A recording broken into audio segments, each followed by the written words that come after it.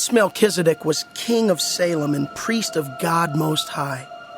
He met Abraham returning from the defeat of the kings and blessed him. And Abraham gave him a tenth of everything. First, the name Melchizedek means king of righteousness. Then also king of Salem means king of peace. Without father or mother, without genealogy, without beginning of days or end of life, resembling the Son of God, he remains a priest forever. Just think how great he was. Even the patriarch Abraham gave him a tenth of the plunder. Now the law requires the descendants of Levi who become priests to collect a tenth from the people, that is, from their kindred, even though their kindred are descended from Abraham. This man, however, did not trace his descent from Levi, yet he collected a tenth from Abraham and blessed him who had the promises. And without doubt, the lesser is blessed by the greater. In the one case, the tenth is collected by those who die, but in the other case, by him who is declared to be living. One might even say that Levi, who collects the tenth, paid the tenth through Abraham because when Melchizedek met Abraham, Levi was still in the body of his ancestor. If perfection could have been attained through the Levitical priesthood, and indeed the law given to the people established that priesthood, why was there still need for another priest to come? One in the order of Melchizedek, not in the order of Aaron. For when the priesthood is changed, the law must be changed also. He of whom these things are said belonged to a different tribe, and no one from that tribe has ever served at the altar.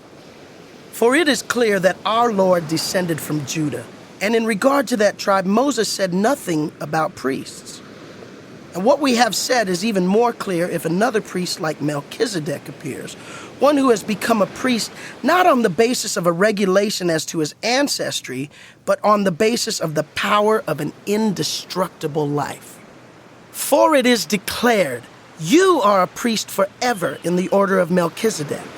The former regulation is set aside because it was weak and useless, for the law made nothing perfect, and a better hope is introduced, by which we draw near to God.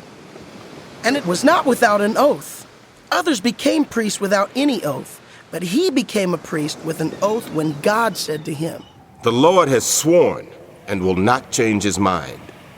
You are a priest forever." Because of this oath, Jesus has become the guarantor of a better covenant. Now there have been many of those priests, since death prevented them from continuing in office. But because Jesus lives forever, he is a permanent priesthood. Therefore, he is able to save completely those who come to God through him, because he always lives to intercede for them. Such a high priest truly meets our need. One who is holy, blameless, pure, set apart from sinners, exalted above the heavens. Unlike the other high priests, he does not need to offer sacrifices day after day, first for his own sins and then for the sins of the people. He sacrificed for their sins once for all when he offered himself. For the law appoints as high priests men in all their weakness, but the oath, which came after the law, appointed the Son who has been made perfect forever.